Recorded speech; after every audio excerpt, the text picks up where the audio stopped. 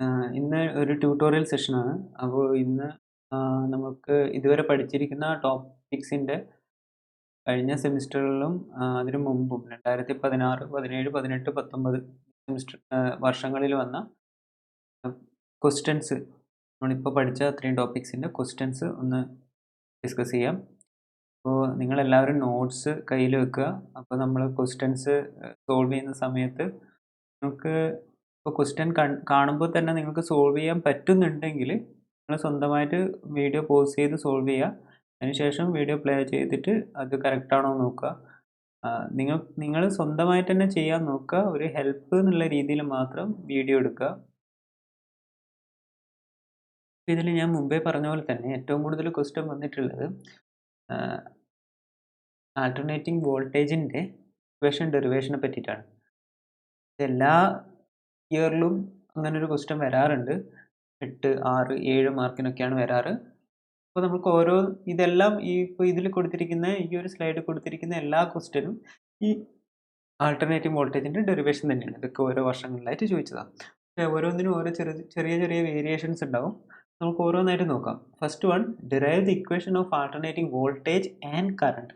ഇവിടെ വന്ന വ്യത്യാസം എന്ന് പറഞ്ഞാൽ ആൾട്ടർനേറ്റീവ് വോൾട്ടേജിൻ്റെ കറണ്ടിൻ്റെയും ഇക്വേഷൻ ഡെറൈവ് ചെയ്യണം. പക്ഷെ നമുക്ക് ആകെ ആൾട്ടർനേറ്റിംഗ് വോൾട്ടേജിൻ്റെ ഇക്വേഷൻ മാത്രമല്ലേ അറിയൂ. അത് ബേസ് ചെയ്തിട്ട് എങ്ങനെ കറണ്ടിൻ്റെ ഇക്വേഷൻ ഡെറൈവ് ചെയ്യും എന്ന് നോക്കാം. അപ്പോൾ ആൾട്ടർനേറ്റിംഗ് വോൾട്ടേജിൻ്റെ ഡെറിവേഷൻ നമ്മൾ കഴിഞ്ഞ ക്ലാസ്സിൽ നോക്കിയതുപോലെ തന്നെയാണ്. നമുക്ക് ലാസ്റ്റ് കിട്ടിയ equation E equal to EM sine omega t എന്നാണ്. അതിനുശേഷം ഇവിടെ ഈ ക്വസ്റ്റ്യനിൽ ചെറിയൊരു ക്ലാരിറ്റി കുറവുണ്ട്. കാരണം കറണ്ട് എന്ന് പറയുന്നത് സർക്യൂട്ടിനെ ഡിപ്പെൻഡ് ചെയ്യുന്നൊരു ക്വാണ്ടിറ്റിയാണ്. അപ്പോൾ സർക്യൂട്ട് ഏതാണെന്ന് കറക്റ്റായി സ്പെസിഫൈ ചെയ്താൽ മാത്രമേ നമുക്ക് കറണ്ടിൻ്റെ ഇക്വേഷൻ എങ്ങനെ വരും എന്ന് പറയാൻ പറ്റൂ.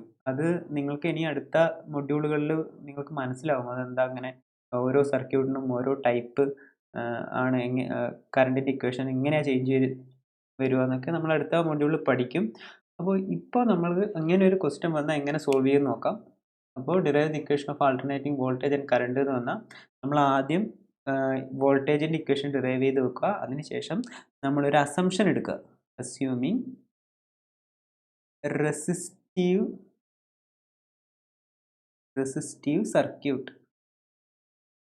റെസിസ്റ്റീവ് സർക്യൂട്ട് ആണെന്ന് അസ്യൂം ചെയ്യുക. അപ്പോൾ റെസിസ്റ്റീവ് സർക്യൂട്ട് ആണെങ്കിൽ നമുക്ക് ഓംസ് ലോ അറിയാം. R ഈക്വൽ ടു V/I ആണ്. അതുകൊണ്ട് I ഈക്വൽ ടു V/R ആണ്. അപ്പോൾ ഇത് നമുക്ക് വോൾട്ടേജിൻ്റെ ഇക്വേഷൻ EMFൻ്റെ ഇക്വേഷൻ നമുക്ക് ഓൾറെഡി അറിയാം. അപ്പോൾ അങ്ങനെയാണെങ്കിൽ I ഈക്വൽ ടു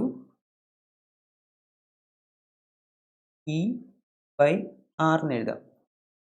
അപ്പോൾ ഇവിടെ ഞാൻ സ്മോൾ ലെറ്റർ I ആണ് യൂസ് ചെയ്തത്. അതിന് കാരണം എന്ന് വെച്ചാൽ ഈ സ്മോൾ ലെറ്റർ I എന്ന് പറയുന്നത് കറണ്ടിൻ്റെ ഇൻസ്റ്റൻറ്റേനിയസ് വാല്യൂ ആണ്. സ്മോൾ ലെറ്റർ E എന്ന് പറയുന്നത് EMFൻ്റെ ഇൻസ്റ്റൻറ്റേനിയസ് വാല്യൂ ആണ്. നമ്മൾ കഴിഞ്ഞ ക്ലാസ്സിൽ പറഞ്ഞു ഇൻസ്റ്റൻറ്റേനിയസ് വാല്യൂ ആണെങ്കിൽ സ്മോൾ ലെറ്റർ ആണ് യൂസ് ചെയ്യുക. So I equal to small letter E divide by R. ഇതിനെ നമുക്ക് എങ്ങനെ എഴുതാം? M divided by R sine omega t എന്ന് എഴുതാം. ഇതിനെ ഈ ഒരു ക്വാണ്ടിറ്റീനെ നമ്മൾക്ക് IM എന്ന് ഡിനോട്ട് ചെയ്താൽ I equal to capital IM. Maximum value ഇതൊരു കോൺസ്റ്റൻ്റ് ആണ്. അതുകൊണ്ട് ക്യാപിറ്റൽ ലെറ്റർ യൂസ് ചെയ്തു. Capital IM sine omega t എന്ന് എഴുതാം. അപ്പോൾ ഇങ്ങനെയാണ് നമ്മൾ ഇങ്ങനൊരു ക്വസ്റ്റ്യൻ വന്നാൽ derive the equation of alternating voltage and current എന്ന് പറഞ്ഞാൽ എഴുതേണ്ടത്. ഞാൻ മുമ്പേ പറഞ്ഞു ആ ക്വസ്റ്റ്യനിൽ ഒരു ക്ലാരിറ്റി കുറവുണ്ട്. അതുകൊണ്ട് നമ്മളൊരു അസംഷൻ എടുക്കുന്നു, സർക്യൂട്ട് റെസിസ്റ്റീവ് ആണ്. റെസിസ്റ്റീവ് സർക്യൂട്ട് എന്ന് പറഞ്ഞാൽ റെസിസ്റ്റൻസ് മാത്രമല്ല ഒരു സർക്യൂട്ട്. രണ്ടാമത്തെ question, derive the equation of instantaneous value of alternating voltage. Instantaneous value E. നമുക്ക് ഈ തന്നെ യൂസ് ചെയ്യണമെന്നില്ല. ഇപ്പോൾ വോൾട്ടേജ് എന്നൊക്കെയാണ് വരുന്നുണ്ടെങ്കിൽ സ്മോൾ ലെറ്റർ ഇക്ക് പകരം നമുക്ക് സ്മോൾ ലെറ്റർ V എന്ന് യൂസ് ചെയ്യാം. സ്മോൾ ലെറ്റർ EMന് പകരം നമുക്ക് ക്യാപിറ്റൽ ലെറ്റർ V M എന്ന് യൂസ് ചെയ്യാം. ഞാൻ കഴിഞ്ഞ ക്ലാസ് പറഞ്ഞ പോലെ തന്നെ ജനറേറ്ററിൻ്റെ കേസിൽ EMFും വോൾട്ടേജ് എന്ന് പറയുന്നത് നമുക്ക് ഇൻ്റർചേഞ്ചബിളി യൂസ് ചെയ്യാവുന്നതാണ്. എന്നാലും കുറച്ചുകൂടി കറക്റ്റ് EMF എന്നാണ്. അപ്പോൾ രണ്ടാമത്തെ question, derive the equation of instantaneous value of alternating voltage എന്ന് പറയുന്നത് നമുക്ക് കഴിഞ്ഞ ക്ലാസ്സിൽ പറഞ്ഞ ആ ഡെറിവേഷൻ ചെയ്താൽ മതി. നെക്സ്റ്റ് ഇതും വേറൊരു ഇയറിൽ ചോദിച്ചതാണ്. Derive the equation of alternating voltage and current. Same തന്നെയാണ്. പിന്നെ ഒരിക്കൽ ചോദിച്ചതാണ് draw and explain the generation of alternating voltage. ഇത് 8 മാർക്കിൻ്റെ ക്വസ്റ്റൻ ആണ്. ഈ കേസിൽ നിങ്ങൾ കുറച്ചും കൂടി അധികം എഴുതേണ്ടി വരും. ആ ഇക്വേഷൻ ഡിറൈവ് ചെയ്താൽ മാത്രം പോരാ. നമ്മൾ കഴിഞ്ഞ ക്ലാസ്സിൽ മുമ്പത്തെ ക്ലാസ്സിൽ റൊട്ടേറ്റ് ചെയ്യുമ്പോൾ ജനറേറ്ററിൻ്റെ ഓരോ പാർട്സും ടിപ്പറിങ് അതൊക്കെ പറഞ്ഞില്ലേ. അപ്പോൾ അതും കൂടി ഇതിൻ്റെ കൂടെ ഇൻക്ലൂഡ് ചെയ്യണം. ആൾട്ടർനേറ്റിംഗ് വോൾട്ടേജിൻ്റെ ഡെറിവേഷൻ എന്തായാലും വേണം. അതിൻ്റെ കൂടെ തന്നെ കൺസ്ട്രക്ഷൻ ഡീറ്റെയിൽസും കൊടുക്കുന്നത് നന്നായിരിക്കും. ഇതും കൂടി അവർ എക്സ്പെക്റ്റ് ചെയ്യുന്നുണ്ട്. അതുകൊണ്ടാണ് അങ്ങനെ ഡ്രോ ആൻഡ് എക്സ്പ്ലെയിൻ സ്പെസിഫിക് ആയിട്ട് പറഞ്ഞത്. പിന്നെ ഒരിക്കൽ ഒരു പ്രാവശ്യം ചോദിച്ചാണ് derive an expression for an AC voltage generator. ഡയറക്റ്റായിട്ട് ആ ഡെറിവേഷൻ ചെയ്താൽ മതി. Last one derive the equation of alternating voltage. ഇതൊക്കെ സെയിം ഡെറിവേഷൻ തന്നെയാണ് ചോദിക്കുന്നത്. അതിൻ്റെ ഫോർമാറ്റ് അറിയുന്നേ ഉള്ളൂ. അപ്പോൾ ഡെറിവേഷൻ വളരെ ഇമ്പോർട്ടൻ്റ് ആണ്. എല്ലാ വർഷവും ചോദിക്കുന്ന ക്വസ്റ്റ്യൻ ആണ്. നമുക്ക് അടുത്ത ക്വസ്റ്റ്യനിലേക്ക് പോകാം. അടുത്ത question, calculate the maximum value of EMF generated in a coil which is rotating at 50 revolution per second in a uniform magnetic field of 0.8 Weber per meter square. The coil is wound on a square former having slides 5 cm in length and is wound with 300 turns. Question നോക്കുക. നിങ്ങൾക്ക് ചെയ്യാൻ പറ്റുന്നുണ്ടെങ്കിൽ നിങ്ങൾക്ക് തന്നെ ഒറ്റയ്ക്ക് തന്നെ ചെയ്യാം. Pose ചെയ്യാം, അതിനുശേഷം ചെയ്യാവുന്നതാണ്. അപ്പോൾ ആദ്യം നമ്മൾക്ക് ഇതിൽ എന്തൊക്കെ വാല്യൂസ് ആണ് നമുക്ക് അവൈലബിൾ ആയിട്ടുള്ളത് എഴുതാം. Calculate maximum value of EMF generated. അപ്പോൾ EMF ജനറേറ്റഡിൻ്റെ മാക്സിമം വാല്യൂ ആണ് കാണേണ്ടത്. EMF ജനറേറ്റഡിൻ്റെ അപ്പോൾ ഇക്വേഷൻ നമുക്ക് ആദ്യം എഴുതാം. Small letter E, instantaneous value എന്ന് പറയുന്നത് EM സൈൻ ഒമേഗ ടി ആണ്. ഇതിൽ നിങ്ങളെല്ലാവരും ഒരു നോട്ട്ബുക്ക് എടുക്കുക. നോട്ട്ബുക്കിൽ ഈ പ്രോബ്ലം സോൾവ് ചെയ്ത് തരിക. ഞാൻ ഇതിന് സെപ്പറേറ്റ് ആയിട്ട് നോട്ട്സ് നിങ്ങൾക്ക് തരില്ല. ക്വസ്റ്റ്യൻസും ആൻസറും ഇപ്പോൾ ചെയ്യുന്നത് കൂടെ തന്നെ ചെയ്തു പോവുക. ഇതിന് വേറെ നോട്ട്സ് ഒന്നും തരില്ല. നമുക്ക് ഫൈൻഡ് ഔട്ട് ചെയ്യേണ്ടത് EM ആണ്. നമുക്ക് കഴിഞ്ഞ ക്ലാസ്സിൽ അറിയാം. EM എന്ന് പറയുന്നത് മാക്സിമം വാല്യൂ എന്തിനൊക്കെ ഡിപ്പെൻഡ് ചെയ്യും? സ്പീഡിനെ ഡിപ്പെൻഡ് ചെയ്യും, ∅m ഡിപ്പെൻഡ് ചെയ്യും, നമ്പർ ഓഫ് ടേൺസിനെ ഡിപ്പെൻഡ് ചെയ്യും. ഈ 3 ക്വാണ്ടിറ്റിയാണ് ഡിപ്പെൻഡ് ചെയ്യുന്നത്. അപ്പോൾ അത് നമുക്കറിയാം. അപ്പോൾ കാണേണ്ടത് EM ആണ്, which is rotated at 50 revolution per second. അതിൻ്റെ കാര്യം പറയാം. അത് in a uniform magnetic field of 0.8 weber per metre square. അപ്പോൾ നമ്മൾക്ക് തന്നിരിക്കുന്നത് ∅m അല്ല, പകരം BM ആണ്. മാഗ്നറ്റിക് ഫീൽഡ് ഡെൻസിറ്റിയാണ് തന്നത്. BM എന്ന് പറയുന്നത് 0.8 വെബർ പെർ മീറ്റർ സ്ക്വയർ ആണ്. ഓക്കെ, അല്ലെങ്കിൽ അതിൻ്റെ വേറെ unit Tesla. This coil is wound on a square former having sides 5 cm. അപ്പോൾ നമുക്കറിയാവുന്ന റിലേഷൻ എന്ന് പറയുന്നത് ∅m എന്ന് പറയുന്നത് BM/A ആണ്.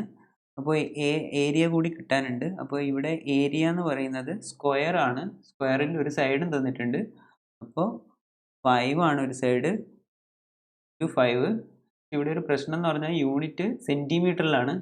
നമ്മൾക്ക് ഇവിടെ യൂണിറ്റ് മീറ്ററിലേക്ക് മാറ്റണം. അപ്പോൾ 100 സെൻറ്റിമീറ്റർ ആണ് ഒരു metre.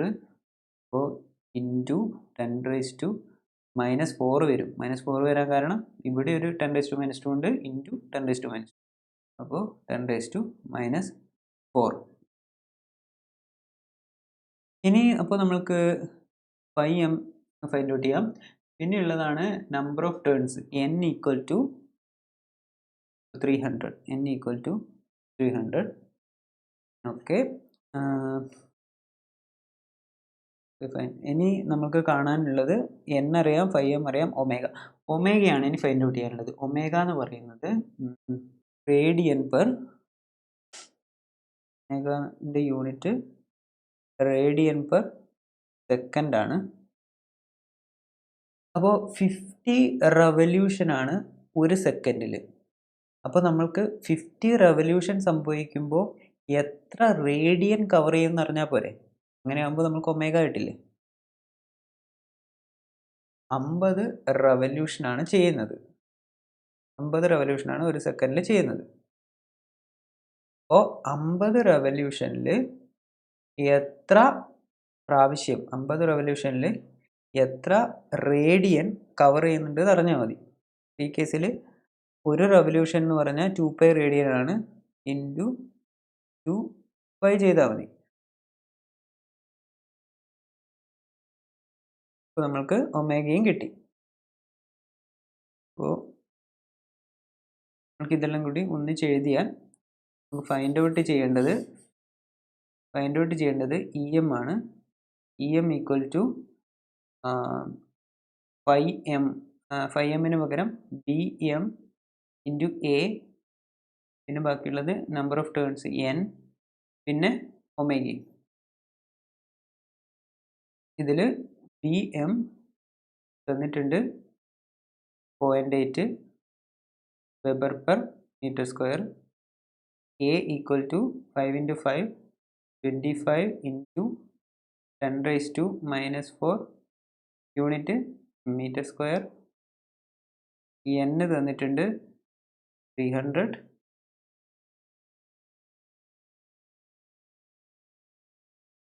Omega equal to 50 revolution ഒരു സെക്കൻഡിൽ. അപ്പോൾ ഒരു റെവല്യൂഷൻ എന്ന് പറയുന്നത് 2π റേഡിയൻ. അപ്പോൾ 50 ഇൻറ്റു 2π റേഡിയൻ പെർ സെക്കൻഡ്. അപ്പോൾ റേഡിയൻ പെർ സെക്കൻഡ്. ഇനി ഇതെല്ലാം കൂടി മൾട്ടിപ്ലൈ ചെയ്താൽ മതി. So EM equal to 0.8 into 25 into 10⁻⁻4 into 300 into 50 into 2π. ഇതാണ് നോക്കുക. അപ്പോൾ നോക്കുക 0.8 into 25 to 10⁻⁻4 to 300 into 50 into 2 into 5 equal to 188.49 unit volts. അങ്ങനെയാണ് സൊല്യൂഷൻ. അപ്പോൾ ഇതിൽ എന്തെങ്കിലും ഡൗട്ട് ഉണ്ടെങ്കിൽ ഒന്നും കൂടി ഒന്ന് നോക്കുക. ഇതിൽ വേറെ ഡൗട്ട് വരാൻ ആകെ ഒരു ചാൻസ് ഉള്ളത് ഈ ഒമേഗ എങ്ങനെ വന്നു എന്നാണ്. ഒമേഗൻ്റെ യൂണിറ്റ് റേഡിയൻ പെർ സെക്കൻഡ്, അതായത് ആംഗുലർ വെലോസിറ്റിയാണ്. എത്ര ആംഗിൾ ഒരു സെക്കൻഡിൽ കവർ ചെയ്തു എന്നാണ്. ആ ഇൻഫർമേഷൻ നമുക്ക് ഡയറക്റ്റ് ആയിട്ട് തന്നിട്ടില്ല, പകരം റെവല്യൂഷൻ തന്നിട്ടുണ്ട്. അപ്പോൾ ഒരു റെവല്യൂഷൻ എന്ന് പറഞ്ഞാൽ 2π ആണ്. റെവല്യൂഷൻ എന്ന് പറഞ്ഞാൽ 360 ഡിഗ്രി കറങ്ങുന്നതിനെയാണ് പറയുക. അപ്പോൾ 2π റേഡിയൻ. അപ്പോൾ 50 ഇൻറ്റു 2π റേഡിയൻ ആയിരിക്കും ഒരു സെക്കൻഡിൽ കവർ ചെയ്തിട്ടുണ്ടാവുക. പിന്നെ 5m ഡയറക്റ്റ് ആയിട്ട് തന്നിട്ടില്ല, പകരം BM തന്നിട്ടുണ്ട്. BM ഇൻറ്റു A ചെയ്താൽ 5m കിട്ടും. ഏരിയൻ്റെ കേസിൽ സെൻറ്റിമീറ്ററിലായതുകൊണ്ട് നമ്മളത് മീറ്ററിലേക്ക് കൺവേർട്ട് ചെയ്തു. ഇത്രയും ഇതിൽ ഡൗട്ട് വരാൻ ചാൻസ് ഒന്നും ഇല്ല എന്ന് വിചാരിക്കുന്നു. അപ്പോൾ നമുക്ക് നെക്സ്റ്റ് ക്വസ്റ്റ്യൻ.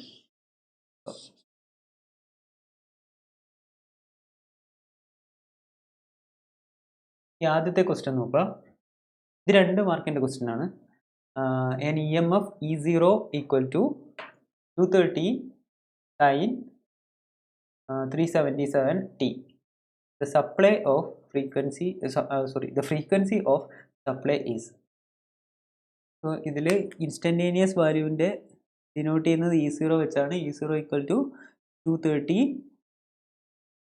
sin 377t. ഇതിൽ ഫ്രീക്വൻസിയാണ് ചോദിക്കുന്നത്. സോ ഇൻസ്റ്റൻറ്റേനിയസ് വാല്യൂ ഓഫ് EMFും ഫ്രീക്വൻസിയും കണക്ട് ചെയ്തിട്ട് കൊണ്ടുള്ള ഇക്വേഷൻ നമ്മൾക്കറിയാം. E0 equal to EM sine omega ടിക്ക് പകരം 2πft. ഇതാണ് ഫ്രീക്വൻസിയും ഇൻസ്റ്റൻറ്റേനിയസ് വാല്യൂവും കണക്ട് ചെയ്തിട്ടുള്ള ഇക്വേഷൻ. അപ്പോൾ ഇതിൽ ആണ് ഇതിൽ ക്വസ്റ്റ്യൻ ചോദിച്ചത് ഫ്രീക്വൻസിയാണ്. എന്നാലും ആംപ്ലിറ്റ്യൂഡ് അഥവാ ചോദിക്കുന്നുണ്ടെങ്കിൽ ഈ EMFൻ്റെ ആംപ്ലിറ്റ്യൂഡ് ചോദിച്ചാൽ, ഇൻസ്റ്റൻറ്റസ് വാല്യൂവിൻ്റെ ആംപ്ലിറ്റ്യൂഡ് ചോദിച്ചാൽ 230 ആണെന്ന് നമുക്ക് മനസ്സിലാവും. കാരണം EMൻ്റെ പ്ലേസിലുള്ളത് 230 ആണ്. അപ്പോൾ 377 ഏതിൻ്റെ പ്ലേസിലുള്ളത്? 2πfൻ്റെ പ്ലേസിലല്ലേ ഉള്ളത്. ബാക്കിയുള്ളത് T ആണ്. T രണ്ട് സ്ഥലത്തും ഉണ്ട്. അപ്പോൾ നമുക്ക് എഴുതാം 2πf ഈക്വൽ ടു 377. അങ്ങനെയാണെങ്കിൽ f equal to 377 divided by 2π. Okay, അപ്പോൾ നമുക്ക് നോക്കാം.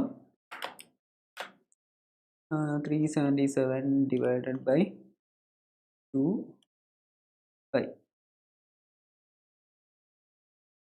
60 ഹെർട്സ് ആണ് ആൻസർ വരുന്നത്. 60 ഹെർട്സ്. ഇത് 2 മാർക്കിൻ്റെ ക്വസ്റ്റ്യൻ ആയിരുന്നു.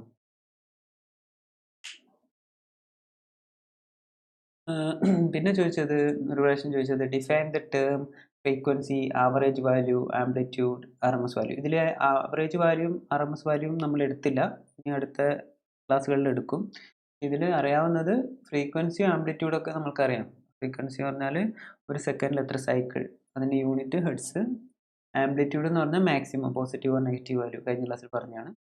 അപ്പോൾ ഇതൊക്കെ ഇങ്ങനെ 2 മാർക്ക് വെച്ചിട്ടൊക്കെ ചോദിക്കാവുന്നതാണ്. പിന്നെ explain relation between time period and frequency, angular velocity and frequency, frequency and speed. ഇപ്പോൾ നോക്കാം, നമുക്ക് 1 by 1 നോക്കാം. ഇതിൽ ആദ്യത്തെ 2 എണ്ണം ഓൾറെഡി നിങ്ങൾക്ക് അറിയാമെന്ന് വിശ്വസിക്കുന്നു. ലാസ്റ്റിലത്തേത് നിങ്ങൾക്കറിയാൻ ചാൻസ് ഇല്ല. Time period and frequency. Time period എന്ന് പറഞ്ഞാൽ ക്യാപിറ്റൽ T, ഫ്രീക്വൻസി F. അപ്പോൾ നിങ്ങൾക്കറിയാം ഫ്രീക്വൻസി ഈക്വൽ ടു 1/T ആണ്. കാരണം ടൈം പീരീഡ് എന്ന് പറഞ്ഞാൽ ഒരു സൈക്കിൾ കംപ്ലീറ്റ് ചെയ്യാനുള്ള ടൈമാണ്. ഫ്രീക്വൻസി എന്ന് പറഞ്ഞാൽ ഒരു സെക്കൻഡിൽ എത്ര സൈക്കിൾ, അതിൻ്റെ കൗണ്ടാണ്. അപ്പോൾ അത് തമ്മിലുള്ള relation frequency equal to 1/T. Angular velocity and frequency നമുക്കറിയാം. Angular velocity omega is equal to 2πf. ഇത് എവിടുന്നാണ് വന്നത്? 2π/T എന്ന് പറഞ്ഞു, അതിൽ നിന്നാണ് 2πf വന്നത്. അപ്പോൾ അതും angular velocity and frequency 2πf. മൂന്നാമത്തേത് frequency and speed. Frequency and speed ഞാൻ ആദ്യം ഡയറക്റ്റായിട്ട് ഇക്വേഷൻ പറയാം. Speed is equal to 120f/t. ഇതിൽ n എന്ന് പറഞ്ഞാൽ നമ്പർ ഓഫ് കണ്ടക്ടേഴ്സ് ഒന്നല്ല, n എന്ന് പറഞ്ഞാൽ സ്പീഡാണ്. Speed in RPM. Speed in RPM. RPM എന്ന് പറഞ്ഞാൽ റൊട്ടേഷൻ പെർ മിനിറ്റ്, RPM.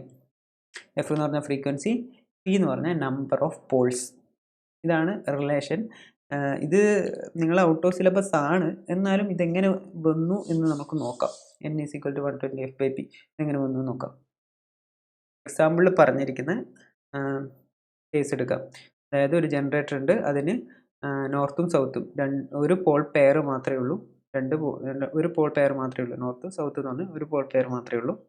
ഈ കേസിൽ നമ്മൾ ഇവിടുത്തെ ഒരു കണ്ടക്ടർ ഒരു റൗണ്ട്, ഒരു ഫിസിക്കലി ഒരു പ്രാവശ്യം കറങ്ങുമ്പോൾ ഇങ്ങനെ ഒരു വേവ് ഫോം ഉണ്ടാവും, അല്ലേ? ആൾട്ടർനേറ്റിംഗ് വേവ് ഫോം ഉണ്ടാവും ഫിസിക്കലി ഒരു പ്രാവശ്യം കറങ്ങുമ്പോൾ. അപ്പോൾ ഇവിടുന്നൊട്ട് ഇവിടം വരെ കറങ്ങാനും എത്ര ടൈം എടുക്കും നോക്കാം. ഇത് മൊത്തമായിട്ട് കറങ്ങാൻ, അതായത് മൊത്തമായിട്ട് കറങ്ങുമ്പോൾ ഒരു സൈക്കിൾ കംപ്ലീറ്റ് ചെയ്യും. ആ ഒരു സൈക്കിൾ കംപ്ലീറ്റ് ചെയ്യാൻ എടുക്കുന്ന ടൈമിന് ടൈം പീരീഡ് എന്ന് പറയും, ക്യാപിറ്റൽ T എന്ന് പറയും. ക്യാപിറ്റൽ T എന്ന് പറയുന്നത് 1/f ആണ്. F എന്ന് പറഞ്ഞാൽ 1/T ആണെങ്കിൽ ടൈം പീരീഡ് ക്യാപിറ്റൽ T എന്ന് പറയുന്നത് 1/f എന്ന് പറയാം.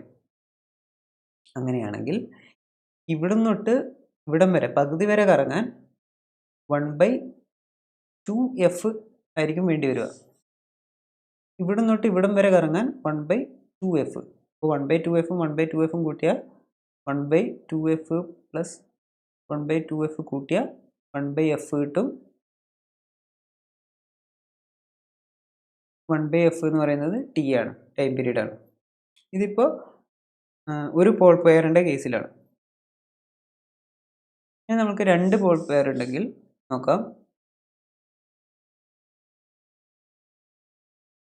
ഇത് നോർത്ത്, ഇത് സൗത്ത്, സോറി, ഇത് നോർത്ത്, ഇത് സൗത്ത്, ഇത് നോർത്ത്, ഇത് south. Okay, north south north south. അപ്പോൾ ഈ കേസിൽ ഒരു പോൾ പെയറേ ഉള്ളൂ. അപ്പോൾ ആ സമയത്ത് പകുതി കറങ്ങിയാൽ പകുതി ടൈം പീരീഡായി. ഇവിടെ കേസിൽ ഇവിടെ തൊട്ട് ഇവിടം വരെ കറങ്ങുന്ന സമയത്ത് 1/, അതായത് ഇവിടെ തൊട്ട് ഇവിടം വരെ കറങ്ങുമ്പോൾ ഇത്രയും വേവ് ഫോം ഉണ്ടാക്കിയിട്ടുണ്ടാവും. കേസിൽ നോക്കിയേ, നോർത്ത് നിന്ന് സൗത്തിലേക്ക് എത്തുന്ന സമയത്ത് ഒരു ഹാഫ് വേവ് ഫോം ക്രിയേറ്റ് ചെയ്തു. അതും ഈ കേസിലും നോർത്ത് നിന്ന് സൗത്തിലേക്ക് ഈ കേസിൽ 180 ഡിഗ്രി കറങ്ങണമായിരുന്നു. ഇവിടെ പോളിൻ്റെ എണ്ണം കൂടിയതുകൊണ്ട് 90 ഡിഗ്രി കറങ്ങിയാൽ മതി. അപ്പോൾ ഇതായിരിക്കും ഇവിടുന്ന് ഇവിടെ വരെ വരാൻ 1/2f ടൈം മതി. ഇവിടെ നിന്നോട്ട് ഇവിടം വരെ വരാൻ അഗെയിൻ 1/2f. ഇവിടെ നിന്നോട്ട് ഇവിടം വരെ വരാൻ 1/2f. ഇവിടെ തൊട്ട് ഇവിടം വരെ പോകാൻ 1/2f. അപ്പോൾ ഈ കേസിൽ 1 2 3 4, അപ്പോൾ ഇതെല്ലാം കൂടി കൂട്ടിയാൽ ഒരു റെവല്യൂഷന് ഫോർ 1 റെവല്യൂഷൻ എത്ര ടൈം വേണം? 1 റെവല്യൂഷൻ 4 × 1/2f 4/2f ടൈം വേണം. ഓക്കെ, 4/2f സെക്കൻഡ്സ് വേണം. ടൈം ഇൻ സെക്കൻഡ്സ് ഒരു റെവല്യൂഷനിൽ. അപ്പോൾ ഒരു സെക്കൻഡിൽ ഇൻ 1 സെക്കൻഡ് എത്ര റെവല്യൂഷൻ ഉണ്ടാവും? ഈ റൈറ്റ് ഹാൻഡ് സൈഡിലുള്ളത് ലെഫ്റ്റ് സൈഡിലേക്ക് കൊണ്ടുവന്നാൽ മതി. ഫോർ 1 സെക്കൻഡ് 2f / 4 റെവല്യൂഷൻ ചെയ്തിട്ടുണ്ടാവും. ഒരു സെക്കൻഡിൽ 2f / 4 റെവല്യൂഷൻ ചെയ്തിട്ടുണ്ടാവും. അതായത് 2f / 4 ആണ്. അതായത് ഒരു സെക്കൻഡിൽ എത്ര റെവല്യൂഷൻ, അത്രയും റൊട്ടേഷൻ പെർ സെക്കൻഡാണ് ഇതിൻ്റെ സ്പീഡ് എന്ന് പറയാം. ഒരു റെവല്യൂഷന് 4/2f സെക്കൻഡ്, ഒരു സെക്കൻഡിൽ 2f/4 റെവല്യൂഷൻ. അപ്പോൾ ഒരു സെക്കൻഡിൽ 2f/4 റെവല്യൂഷൻ എന്ന് പറയുന്നത് തന്നെയാണ് 2f/4 റൊട്ടേഷൻ പെർ സെക്കൻഡ് എന്ന് പറയുന്നത്. ഈ 4 എന്ന് പറയുന്നത് ഇവിടെ നമ്പർ ഓഫ് പോൾസ് 4 എണ്ണം ഉണ്ട്. 2 പോൾ പെയർ, അതായത് 4 പോൾ ഉണ്ട്. അപ്പോൾ നമ്മൾ ജനറലൈസ് ചെയ്താൽ ഇതിനെ 2f/p റൊട്ടേഷൻ പെർ സെക്കൻഡ് ആണ് സ്പീഡ് എന്ന് പറയാം. ജനറലൈസ് ചെയ്താൽ speed n = number of conductors അല്ല n, സ്പീഡാണ് ഇവിടെ n = 2f/p rotation per second എന്ന് പറയാം. ഈ റൊട്ടേഷൻ പെർ സെക്കൻഡിനെ ഒരു മിനിറ്റിലുള്ള റൊട്ടേഷൻ്റെ കൗണ്ടിലേക്ക് ആക്കാൻ n = റൊട്ടേഷൻ പെർ സെക്കൻഡ് ആയതുകൊണ്ട് ഇവിടെ ns എന്ന് എഴുതാം. n = 60 × ns എന്ന് പറയാം. അങ്ങനെയാണെങ്കിൽ n = 60 × 2f/p, അതായത് 120f/p. ഇത്രയും rpm റൊട്ടേഷൻ പെർ മിനിറ്റ്. ഇത് മനസ്സിലാക്കാൻ കുറച്ച് ട്രിക്കിയാണ്.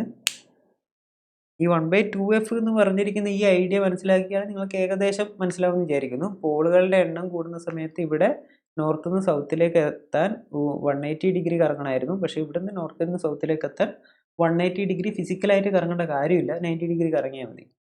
അപ്പോൾ അതാണ് ഇതിലെ കോർ ഐഡിയ. അപ്പോൾ നമുക്ക് റിലേഷൻ ചോദിച്ചിരിക്കുന്ന സ്പീഡും ഫ്രീക്വൻസിയും തമ്മിലുള്ള റിലേഷൻ ഇങ്ങനെ എഴുതാം. n = 120f / p, where n is in rpm. p എന്ന് പറയുന്നത് നമ്പർ ഓഫ് പോൾസ്. ഈ കേസിൽ നിങ്ങൾക്ക് ഈ ഇക്വേഷൻ യൂസ് ചെയ്തിട്ട്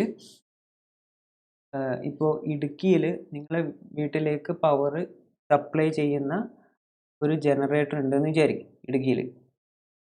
അപ്പോൾ നമ്മൾക്ക് ഇതിൽ അറിയാവുന്ന ഫ്രീക്വൻസി എത്രയാണ്? 50 ഹെർട്സ് ആണ് വരുന്നതെന്ന് അറിയാം. അപ്പോൾ നമ്മൾക്ക് ആ ഇടുക്കിയിലുള്ള ആ ജനറേറ്ററിൻ്റെ നമ്പർ ഓഫ് പോൾസ് അറിയാമെങ്കിൽ, എത്ര പോൾ ഉണ്ട് എന്ന് അറിയാമെങ്കിൽ നമ്മൾക്ക് എത്ര സ്പീഡിലാണ് ആ ജനറേറ്റർ അവിടുന്ന് നമ്മുടെ വീട്ടിലേക്ക് ഇപ്പോൾ കറണ്ട് എത്തുമ്പോൾ കറങ്ങുന്നതെന്ന് ഫൈൻഡ് ഔട്ട് ചെയ്യാൻ പറ്റും. ഈ ഇക്വേഷൻ ഒന്ന് ജസ്റ്റ് ഒന്ന് ഓർമ്മിച്ച് വെക്കുക. ഇത് നിങ്ങൾ, എനിക്ക് തോന്നുന്നത് S5 പഠിക്കാൻ ചാൻസ്, S5 ഇൻഡക്ഷൻ മെഷീനിൽ ഇത് പഠിക്കും. ഏതായാലും നിങ്ങളിതിപ്പോൾ മനസ്സിലാക്കിയാൽ നല്ലത്. മനസ്സിലാക്കിയിട്ടില്ലെങ്കിലും ആ ഇക്വേഷൻ, ആ റിലേഷൻ ഓർമ്മിച്ച് വെക്കുക. പിന്നെ ഒരു പ്രാവശ്യം ചോദിച്ചിട്ടുള്ളതാണ് define maximum value of alternating current. Alternating കറണ്ടിൻ്റെ മാക്സിമം വാല്യൂ ഡിഫൈൻ ചെയ്യുക. മാക്സിമം വാല്യൂ അറിയാം, പോസിറ്റീവ് ഡയറക്ഷനിലോ നെഗറ്റീവ് ഡയറക്ഷനിലുള്ള മാക്സിമം വാല്യൂ എന്ന് പറഞ്ഞിട്ട് എഴുതുക. അതിനുശേഷം ഒരു സൈൻ വേവ് വരക്കുക, സൈൻ വേവിന് ഇക്വേഷൻ എഴുതുക. എന്നിട്ട് അതിൻ്റെ ഏത് ടേമാണ്, ഇപ്പോൾ ആൾട്ടർനേറ്റിംഗ് കറണ്ടാണ് ചോദിക്കുന്നത്, അതുകൊണ്ട് IM എന്ന് ഡിനോട്ട് ചെയ്യുക. അതായത് ഇങ്ങനൊരു ക്വസ്റ്റ്യൻ വന്നാൽ ഡെഫിനിഷൻ നമ്മൾ ഓൾറെഡി പറഞ്ഞാണ്, ആ ഡെഫിനിഷൻ എഴുതുക. അതിൻ്റെ കൂടെ തന്നെ വേവ് ഫോം വരക്കുക. ഇപ്പോൾ ഈ കേസിൽ ആൾട്ടർനേറ്റിംഗ് കറണ്ടാണ് ചോദിച്ചത്, അപ്പോൾ ഇൻസ്റ്റൻറ്റേനിയസ് ഇക്വേഷൻ എഴുതുക, IM sin omega t. Rule of thumb എന്തായിരുന്നു? ഇൻസ്റ്റൻറ്റേനിയസ് വാല്യൂവിൻ്റെ സ്മോൾ ലെറ്ററിൽ എഴുതണം, സ്മോൾ ലെറ്റർ I. കറണ്ട് ചോദിച്ചതുകൊണ്ട് IM, ക്യാപിറ്റൽ ലെറ്ററിൽ IM എന്ന് പറയുന്നതാണ് മാക്സിമം വാല്യൂ. ഇതൊരു കോൺസ്റ്റൻ്റ് ആയിരിക്കും. അതിനുശേഷം നമ്മൾ എക്സ് ആക്സിസ് മാർക്ക് ചെയ്യുക omega t, y axis I, maximum value mark ചെയ്യുക IM. ഇത്തിരി എഴുതിയാൽ നിങ്ങൾക്ക് അതിന് ഫുൾ മാർക്ക് കിട്ടും.